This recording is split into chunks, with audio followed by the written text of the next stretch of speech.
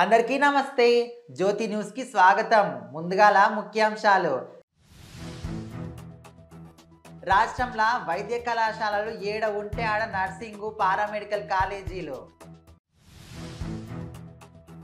చేవెళ్లే కార్యకర్తలతోటి సమావేశం 10 ఏళ్లల్లా లోపం.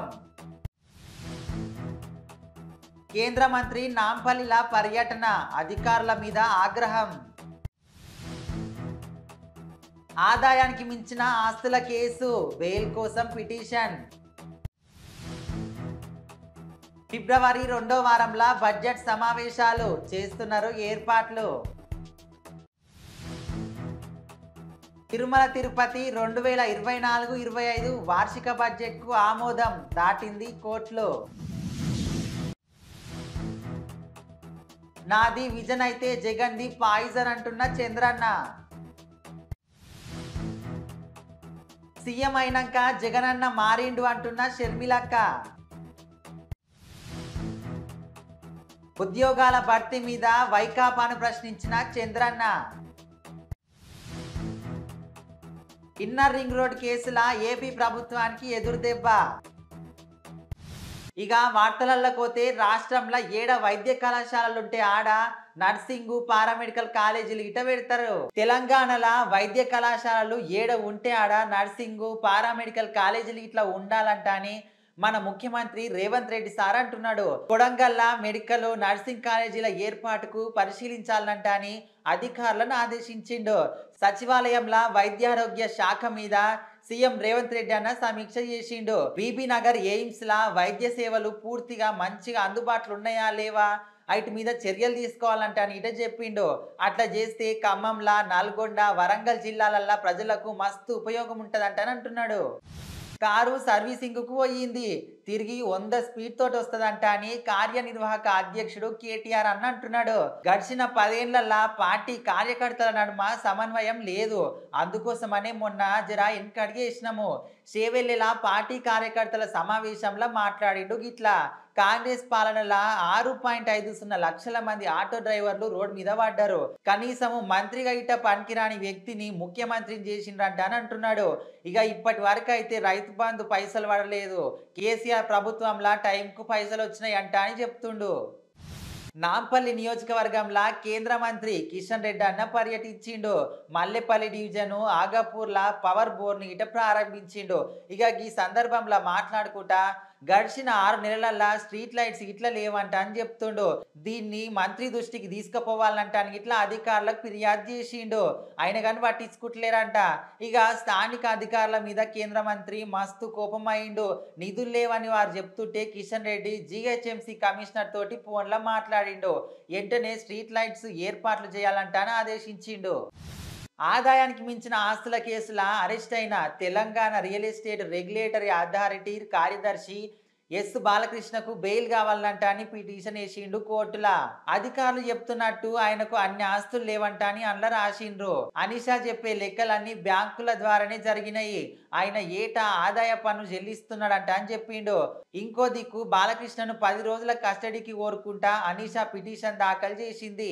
ఈ కేసులా మరింత దర్యాప్తు చేయాల్సిన అవసరం గిట్లున్నదంట అని చెప్తున్నారు.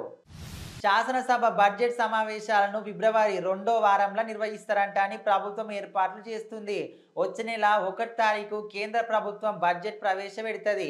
అందులో ఉన్న అంశాల మీద ప్రతిపాదిక రాష్ట్ర బడ్జెట్ను ప్రవేశపెట్టాలంట అని ఆలోచన చేస్తుంది. ఈ ఏడాది సార్వత్రిక ఎన్నికలు అవుతున్నాయి. ప్రభుత్వము ఓట్ ఆన్ అకౌంట్ బడ్జెట్ ను ప్రవేశపెడుతుందంట.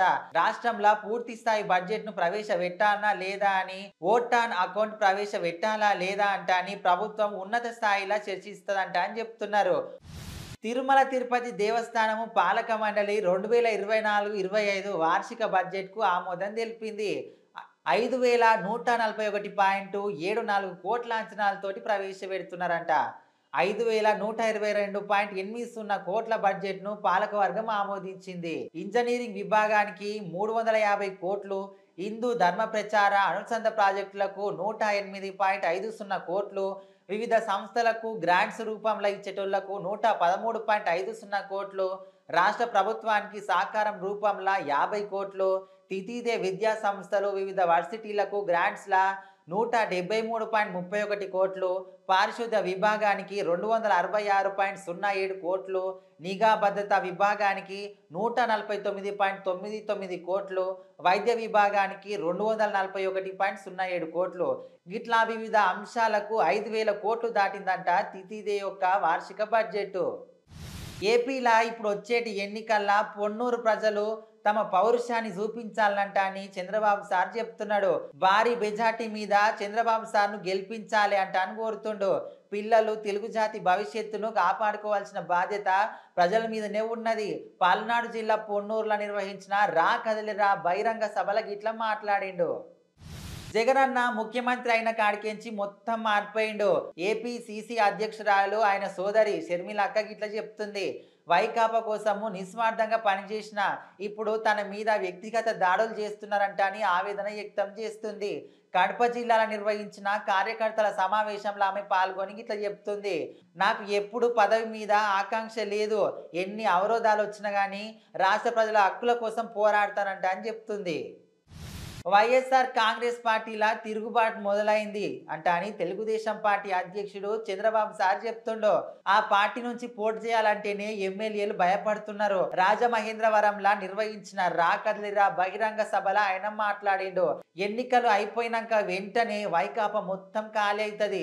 నడి రోడ్డు మీద మహిళలను ఆ పార్టీ నేతలు వేధిస్తున్నారు. వాళ్ళ జోలికొస్తే వైకాపా పార్టీకి అదే చివరి రోజు అవుతుంది. ప్రజల కోసము వారి మాటలు భరిస్తున్నాము. మాచర్ల దుర్గారావు అనే కార్యకర్తను పోలీసులు వేధించిండ్రు. ఉన్మాది పాలనలా అందరం బాధితులమే అంటని చంద్రబాబు సార్ చెప్పుకొచ్చిండు. ఇన్నర్ రింగ్ రోడ్డు కేసులా ఏపీ ప్రభుత్వానికి ఎదురు దెబ్బ తాకింది. తెదేపా అధినేత చంద్రబాబు సార్ ముందస్తు బెయిల్ రద్దుకు సుప్రీంకోర్టు నిరాకరించింది. ఇదే కేసులా నిందితుల మీద ఉన్న ఉత్తర్వులను చంద్రబాబుకు వర్తిస్తాయంట స్పష్టం చేసింది. 2022లా ఈ కేసు మీద ఎస్ఎల్పి దాఖలైంది. అందుకే 17A నిబంధన వర్తిస్తుందా అని సుప్రీం ధర్మాసనంను ప్రశ్నించింది. విభిన్న అభిప్రాయాలతోటి ఇచ్చిన తీర్పుకు ఈ కేసుకు సంబంధం ఉందా అని ఇట్లా ఆరాధియాలంట అని చెప్తుంది. పలు ఐపీసీ సెక్షన్లు గిట ఈ కేసు మీద ఉన్నాయంట అని ఏపీ ప్రభుత్వం తరపున న్యాయవాది వివరించిండు. తాసుబెల్లి ఫౌండేషన్ సిల్వర్ జూబ్లీ వారోత్సవాలు సందర్భంగా ఈరోజు ఆంధ్రప్రదేశ్ విశాఖపట్నంలో భారతదేశం నలుమూలలలో సమాజ సేవలు చేస్తున్న యోధాని యోధులకు భారత సేవారత్న అవార్డుకు ఎంపిక చేయడం జరిగింది. ఈ అవార్డుకు మన కేఎన్ఆర్ సేవా సమితి ఫౌండేషన్ ఎంపిక అవ్వడం చాలా సంతోషంగా ఉంది. దీనికి అందరి కృషి, ఒకరికి సహాయం చేయాలని గొప్ప సంకల్పంతోనే సాధ్యమైంది. మనం ఏ సేవా కార్యక్రమాలు చేసినా ఎంతో కష్టపడి సేవలు అందించిన వాలంటీర్స్ అందరికీ పేరు పేరున నా హృదయపూర్వక పాదాభివందనాలు. ఇక నుండి కూడా మనం అంతా కలిసి ఎంతో మందికి సహాయం అందించాలని మనస్ఫూర్తిగా ఆశిస్తున్నాను అని తెలియజేశారు.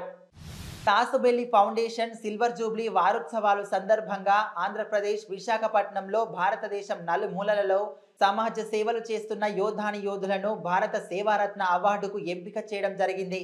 ఈ అవార్డు ఎంపికలో కోవిడ్-19లో మరియు అనేక సేవా కార్యక్రమాలు చేసిన వాళ్లను దేశం నలుమూలలా ఉన్న వారిని ఎంపిక చేసి భారత సేవారత్న పురస్కారంతో సత్కరించారు. అలాగే ఈ అవార్డు పొందిన కలగ నూకేశ్వరరావు గారు మాట్లాడుతూ, నేను చేసిన సేవా కార్యక్రమాలను గుర్తించి ఈ అవార్డుకు నన్ను ఎంపిక చేసిన గురువర్యులు తాసుబెల్లి ఫౌండేషన్ శంకర్ నాయుడు గారికి హృదయపూర్వక ధన్యవాదాలు అని తెలియజేస్తూ, ఇలాంటి అవార్డ్స్ ఇవ్వడం వలన మరింత ఎక్కువ సేవా కార్యక్రమాలు చేయడానికి దోహదపడతాయని ఆయన అన్నారు. ఈ అవార్డు తనతో పాటు కేఎన్ఆర్ సేవా సమితి ఫౌండేషన్లో పనిచేసిన వాలంటీర్స్ అందరికీ పేరు పేరున ప్రత్యేక ధన్యవాదాలు తెలుపుతున్నాను అని, ఈ అవార్డు మా కేఎన్ఆర్ సేవా సమితి ఫౌండేషన్ టీం అందరి కష్టంతో వచ్చిందని, ముందుకు మరిన్ని సేవా కార్యక్రమాలు చేస్తామని భారత సేవారత్న పురస్కారం గ్రహీత కలగ నూకేశ్వరరావు గారు మీడియా ముఖంగా చెప్పారు. ఈ కార్యక్రమంలో Tasubelli foundation chairman Shankar Naidu, Naveen Vidyaniketan chairman Naveen Peddamalla garu, Karnam Varaprasad తదితరులు పాల్గొన్నారు.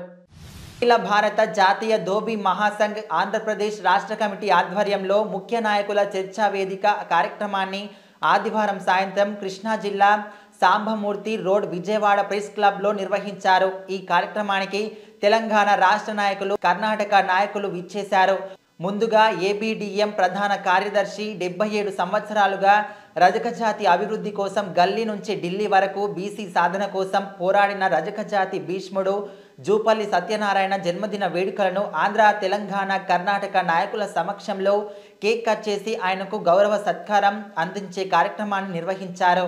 ఈ సందర్భంగా రజక జాతి త్యాగధనులు చాకలి ఐలమ్మ, గార్జే బాబా, మడివాల మాచిదేవుడు పటాలకు పూలమాల వేసి నివాళులు అర్పించారు. ఈ సందర్భంగా ఏబిడిఎం అధ్యక్ష కార్యదర్శులు జిల్లెళ్ల శ్రీరాములు, జొన్నాడ శ్రీనివాస్, సెంట్రల్ నాయకులు చిరుకల శంకర్, చింతాడ శ్రీనివాస్, తెలంగాణ నాయకులు అమనాపు అప్పారావు, కర్ణాటక స్టేట్ నాయకులు పంపన్నాలు మీడియాతో మాట్లాడుతూ రాష్ట్ర వ్యాప్తంగా రజకుల సమస్యలను పట్టించుకునే నాథుడే కరువయ్యారని, రజకులను ఎస్సీ జాబితాలో చేర్చేందుకు కేంద్ర ప్రభుత్వం, రాష్ట్ర ప్రభుత్వంకు ఎంతగానో పోరాడినా వినతి పత్రాలు అందిస్తున్నామని, ఎన్ని రాష్ట్రాల ముఖ్యమంత్రులు మారినా హామీలు తప్ప ప్రయోజనాలు కనబడతలేవని ఆవేదన వ్యక్తం చేస్తున్నారు. ఈ కార్యక్రమంలో తెలంగాణ నాయకులు రాజమండ్రి సత్యనారాయణ, సిహెచ్ రమేష్ తదితరులు పాల్గొన్నారు. రాష్ట్ర అధ్యక్షుడిగా ఎన్నుకునేందుకు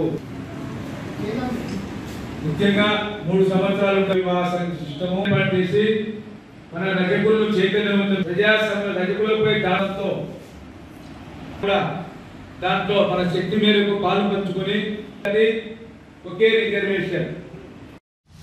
వైఎస్ఆర్ కడప జిల్లా పోర్మామిళ్లలో విశ్వనాథరెడ్డి ఆధ్వర్యంలో సోమవారం వైసీపీ నాయకుల ప్రత్యేక సమావేశం జరిగింది. ఎమ్మెల్యే అభ్యర్థిగా డాక్టర్ సుధాను మార్చాల్సిందేనంటూ పట్టుపట్టిన నాయకులు, కార్యకర్తలు పోర్మామిళ్ల మండలం, కాశీనాయన మండలం వైఎస్ఆర్సీపీ కన్వీనర్ నల్లేరు విశ్వనాథరెడ్డి ఆధ్వర్యంలో వారి సొంత ఎస్టేట్లో వైఎస్ఆర్సీపీ నాయకులు, కార్యకర్తలతో ప్రత్యేక సమావేశం ఏర్పాటు చేశారు. ఈ సమావేశంలో ఎమ్మెల్యే అభ్యర్థిని ఎవరితో చర్చించకుండా ఏకపక్షంగా అభ్యర్థిని నిర్ణయించడం ఏమిటని ఎమ్మెల్సీ గోవిందరెడ్డిపై ధ్వజమెత్తారు. ఎమ్మెల్యే అభ్యర్థిగా డాక్టర్ సుధాను మార్చకపోతే వ్యతిరేకంగా పనిచేస్తామంటూ హుకుం జారీ చేశారు. అభ్యర్థిని ఇప్పటికింకా ప్రకటించలేదు కాబట్టి అధికారికంగా అభ్యర్థి ప్రకటించలేదు కనుక అభ్యర్థి మార్పు విషయంలో ఆలోచించాలని వారు కోరారు. ఈ కార్యక్రమంలో భారీ సంఖ్యలో కలసపాడు, కాశీనాయన, పోర్మామిళ్ల, ఈ కోడూరు, అట్లూరు, బుద్వేల్ మండల సర్పంచ్లు, ఎంపీటీసీలు, వైఎస్ఆర్సీపీ పార్టీ అభిమానులు పాల్గొన్నారు. కారణం ఆమె ఎమ్మెల్సీ గారి మాటకే కట్టుబడుతూ మమ్మల్ని ఎంత మాత్రం పరిలోకి తీసుకోకపోవడం. 2024లో జరగబోయే ఎన్నికల్లో అయినా అందరికీ ఆమోదయోగ్యమైన ఎమ్మెల్యే టికెట్ ఇచ్చి కార్యకర్తలు, నాయకులకు న్యాయం చేస్తారని ఆశిస్తున్నాం. ఇప్పటికి కూడా ఈ నెల 2వ తేదీన కాశీనాయన మండలంలో జరిగిన లిఫ్ట్ ఇరిగేషన్ భూమి పూజ కార్యక్రమంలో భాగంగా మాకు ఎటువంటి సమాచారం లేకపోవడంతో మేము ఈ కార్యక్రమాలకు వెళ్ళినందుకు గౌరవనీయులైన కడప ఎంపీ గారు వైఎస్ అవినాష్ రెడ్డి గారు మా నివాసం లక్ష్మీ నరసింహస్వామి ఆలయ సమస్యను పరిష్కరించాలని డిఎస్పీ ఆర్డీఓలకు వినతి పత్రం ఇచ్చిన రాజన్న లక్ష్మీదేవి అన్నమయ్య జిల్లా ఓబులవారిపల్లి మండల పరిధిలోని ఎల్లయ్యపల్లి గుట్టపై నిర్మించిన ఆలయ సమస్యను పరిష్కరించాలని సోమవారం డిఎస్పీ ఆర్డీఓ కార్యాలయాలలో నిర్వహించిన స్పందన కార్యక్రమంలో డిఎస్పీ చైతన్య, ఆర్డీఓ రామకృష్ణారెడ్డిలకు వినతి పత్రం అందజేసిన పేయిళ్ల రాజన్న, పేయిళ్ల లక్ష్మీదేవి. ఓబులవారిపల్లి తహసీల్దార్ గారు అందరికీ సమర్థించే మాట, సమాధానం ఇచ్చిన వాగ్దానము మీరందరూ ప్రతినిధులు తెలుగుదేశం పార్టీలోకి చేరిన వారు వెంటనే నియోజకవర్గ అభ్యర్థి ఫలానా వ్యక్తి అంటూ ప్రకటించడాన్ని తీవ్రంగా ఖండిస్తున్నామని టీడీపీ వైఎస్ఆర్ కడప జిల్లా పార్లమెంట్ అధ్యక్షుడు మల్లెల లింగారెడ్డి అన్నారు. వైఎస్ఆర్ జిల్లా ప్రొద్దుటూరులోని అన్నా క్యాంటీన్ ఆవరణలో ఏర్పాటు చేసిన విలేకరుల సమావేశంలో లింగారెడ్డి మాట్లాడారు. తెలుగుదేశం పార్టీలోకి వచ్చిన కమలాపురం మాజీ ఎమ్మెల్యే వీర శివారెడ్డి విలేకరుల సమావేశం పెట్టి ప్రొద్దుటూరు అభ్యర్థి ఫలానా అంటూ చెప్పడం చాలా తీవ్రమైన విషయమన్నారు. తెలుగుదేశం పార్టీలో గందరగోళం సృష్టించేందుకే వీరశివారెడ్డి ప్రయత్నించారని, ఎవరికి పడితే వారు అభ్యర్థులను ప్రకటించారని, టీడీపీ జాతీయ అధ్యక్షుడు నారా చంద్రబాబు నాయుడు ఒక్కరే అభ్యర్థులను ప్రకటిస్తారని పేర్కొన్నారు. ఈ సమావేశంలో టీడీపీ రాష్ట్ర కార్యనిర్వాహక కార్యదర్శి విఎస్ ముక్తియార్, టీడీపీ నాయకులు పాల్గొన్నారు. అభ్యర్థులను మార్చదు, అప్పటికి ఆ రోజు ఉండేటువంటి పరిస్థితుల్లో ఆధారంగా అభ్యర్థులను మార్చాల్సి వచ్చింది. అదే కారణం ఏదైనా కూడా దానివల్ల కొంత నష్టం జరిగింది. ఇప్పుడు ఏపీ మాల మహానాడు క్యాలెండర్ ఆవిష్కరించిన వైఎస్ఆర్ కడప జిల్లా కలెక్టర్, ఏపీ రాష్ట్ర మాల మహానాడు కడప నగర అధ్యక్షులు చెంచుల డేవిడ్ సత్యరాజు ఆధ్వర్యంలో సోమవారం కడప కలెక్టరేట్లో జిల్లా కలెక్టర్ విజయరామరాజు క్యాలెండర్ను ఆవిష్కరించారు. ముందుగా ఏపీ మాల మహానాడు రాష్ట్ర అధ్యక్షుడు జాకట విజయ్ శేఖర్ పూల బొకేను కలెక్టర్కు అందజేసి శాలువాతో సత్కరించారు. ఈ సందర్భంగా కలెక్టర్ మాట్లాడుతూ భారత రాజ్యాంగ నిర్మాత డాక్టర్ బిఆర్ అంబేద్కర్ చిత్రాలతో క్యాలెండర్ను చక్కగా ముద్రించారని అభినందించారు. ఏపీ మాల మహానాడు అణగారిన వర్గాలకు మరింత సేవ చేయాలని సూచించారు. మాల మహానాడు రాష్ట్ర అధ్యక్షుడు విజయ్ శేఖర్ మాట్లాడుతూ సమాజంలోని బడుగు జీవులకు మాల మహానాడు ఎల్లప్పుడూ అండగా ఉంటుందని తెలిపారు. ఈ కార్యక్రమంలో ఏపీ మాల మహానాడు రాయలసీమ అధ్యక్షులు ఇల్లూరి సురేష్, వైఎస్ఆర్ జిల్లా అధ్యక్షులు జ్యేష్ఠాది భాస్కర్, జిల్లా కార్యదర్శి సంజీవయ్య తదితరులు పాల్గొన్నారు. ఆంధ్రప్రదేశ్ కాంగ్రెస్ పార్టీ అధ్యక్షురాలు వైఎస్ షర్మిల సోమవారం వైఎస్ఆర్ కడప జిల్లా కాజీపేటలో నివాసం ఉంటున్న మాజీ మంత్రి డిఎల్ రవీంద్రారెడ్డి స్వగృహానికి వచ్చి ఆయనతో భేటీ అయ్యారు. ఈ సందర్భంగా వైఎస్ షర్మిల మీడియాతో మాట్లాడుతూ కాంగ్రెస్ పార్టీలోని ముఖ్య నాయకులంతా తిరిగి కాంగ్రెస్ పార్టీలోకి వచ్చి బలోపేతం చేసే విధంగా ప్రతి ఒక్కరిని కలుస్తున్నామని చెప్పారు. ఇందులో భాగంగా మాజీ మంత్రి డిఎల్ రవీంద్రారెడ్డి దివంగత ముఖ్యమంత్రి వైఎస్ రాజశేఖర్ రెడ్డికి ఎంతో ఆప్తుడని, కాంగ్రెస్ పార్టీలో కీలక పాత్ర పోషించిన మాజీ మంత్రి డిఎల్ రవీంద్రారెడ్డి తిరిగి కాంగ్రెస్ పార్టీలోకి వచ్చి రానున్న ఎన్నికల్లో కాంగ్రెస్ పార్టీని బలపరచాలని కోరారు. కాంగ్రెస్ పార్టీ అధికారంలో ఉంటే ఇప్పటికీ పోలవరం ప్రాజెక్టు పూర్తి అయి ఉండేదని, రాష్ట్రానికి ప్రత్యేక హోదాను సాధించి ఉండేదని చెప్పారు.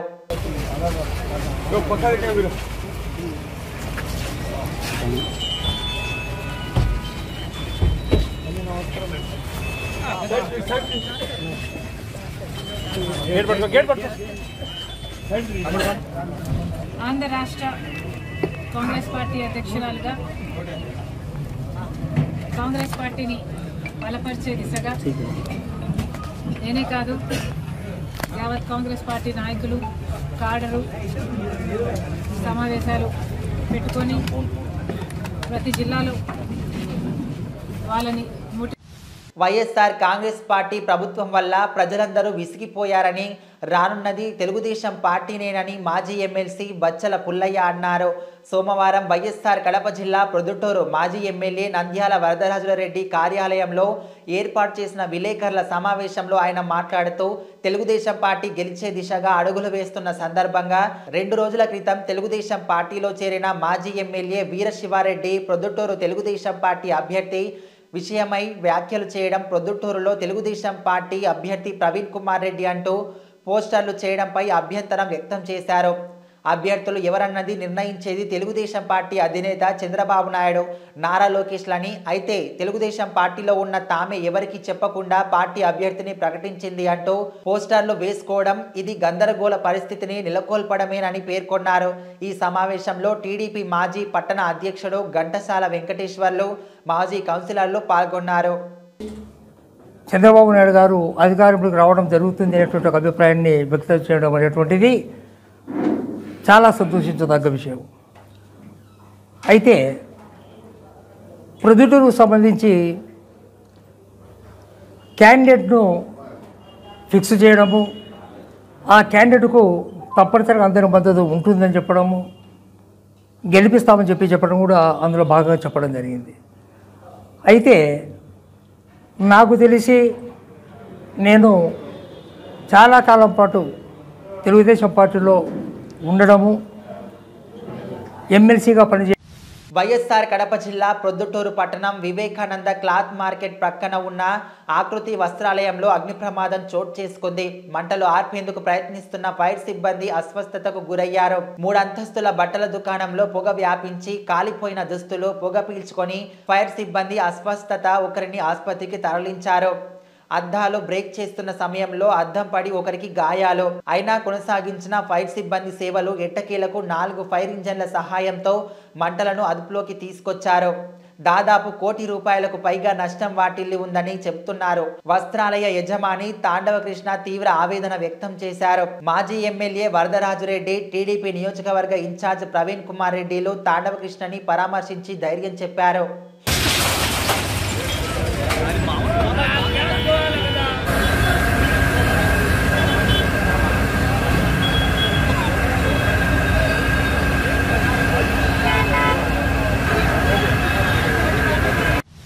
బాబు షూరిటీ భవిష్యత్తుకు గ్యారంటీ కార్యక్రమంలో వైఎస్ఆర్ కడప జిల్లా ప్రొద్దుటూరు మాజీ ఎమ్మెల్యే నంద్యాల వరదరాజులరెడ్డి బాబు షూరిటీ భవిష్యత్తుకు గ్యారంటీ కార్యక్రమంలో భాగంగా సోమవారం 56వ రోజు ప్రొద్దుటూరు మండల పరిధిలోని సోములవారిపల్లె పంచాయతీ పెన్నా నగర్ నందు తెలుగుదేశం పార్టీ ప్రవేశపెట్టిన సంక్షేమ పథకాల ముందస్తు మేనిఫెస్టోను ఇంటింటా ప్రచారం చేస్తున్న మాజీ ఎమ్మెల్యే నంద్యాల వరదరాజులరెడ్డి, మాజీ ఎమ్మెల్సీ బచ్చల పుల్లయ్య, నాయకులు నంద్యాల కొండారెడ్డి, తిదేపా కడప పార్లమెంట్ సెక్రటరీ సిద్ధారెడ్డి, నాగమునిరెడ్డి, స్థానిక నాయకులు మాజీ సర్పంచ్ సాంబశివుడు, మాజీ ఎంపీటీసీ షామీర్ షరీఫ్, ఆటో బాషా, ఖాసిం, సుబ్బారాయుడు తదితరులు పాల్గొన్నారు.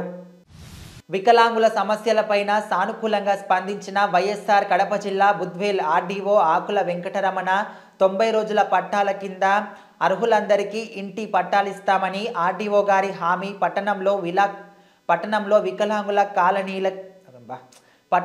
వికలాంగుల కాలనీకి కృషి చేస్తానని ఆర్టీఓ